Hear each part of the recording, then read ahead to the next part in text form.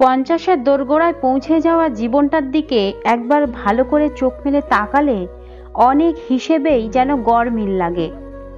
স্কুলবেলার সেই দিনগুলোতে কতবার ইচ্ছে করেছে মাঝে মাঝে স্কুল পালিয়ে বন্ধুদের সাথে অমিতাভ বচ্চনের সিনেমা দেখতে যেতে, কিন্তু ধরা পড়ে যাওয়ার ভয়ে করা হয়নি।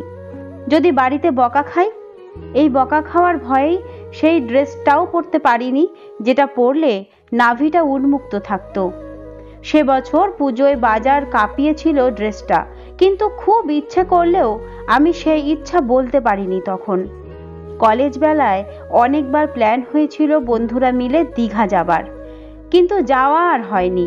ভয় করছিল বাড়িতে বলতে, যদি বাড়িতে সবাই রাগ করে।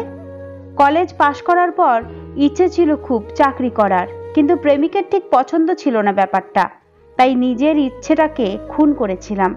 আশঙ্কা ছিল যদি প্রেমিক বিয়ে করতে আর রাজি না হয়। বিয়ের পর হানিমুন যাবার ইচ্ছে ছিল পাহাড়ে, কিন্তু বলতে পারিনি। স্বামীর সমুদ্র পছন্দ, তাই আমার বিয়ারা ইচ্ছায় যদি সে বিরক্ত হয়। ছেলে হবার পর বড্ড মুটিয়ে গেলাম আমি। তারপর থেকে পোশাক বলতে শুধুই শাড়ি, কিন্তু তবুও মাঝে মাঝেই দোকানে সাজানো স্টাইলিশ পোশাকগুলো টানতো আমায় ভীষণ, কিন্তু তবুও পরার সাহস হয়নি কখনো। ভয় করতো এই চেহারায় অমন পোশাক পরে যদি বেজায় বেঢপ লাগে। আজকাল আয়নার সামনে দাঁড়ালে নিজের ক্লান্ত বুড়িয়ে যাওয়া চেহারাটা দেখে মায়া লাগে বড্ড।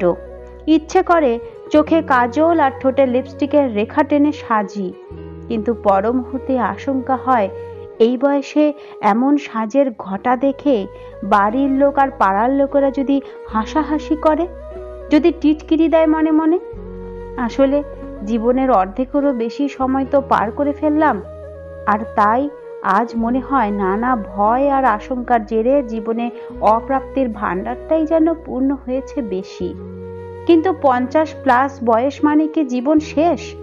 50 মহিলা হলেই কি তার আর শখ আহ্লাদ নেই? 50+ আবার যদি নতুন করে সাজাই নিজেকে, হোক না একটা নতুন শুরু।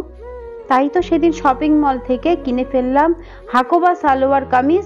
মোটা চেহারায় মানাবে কি মানাবে না আর ভাবিনি, পড়তে ইচ্ছা করেছে তাই পড়েছি।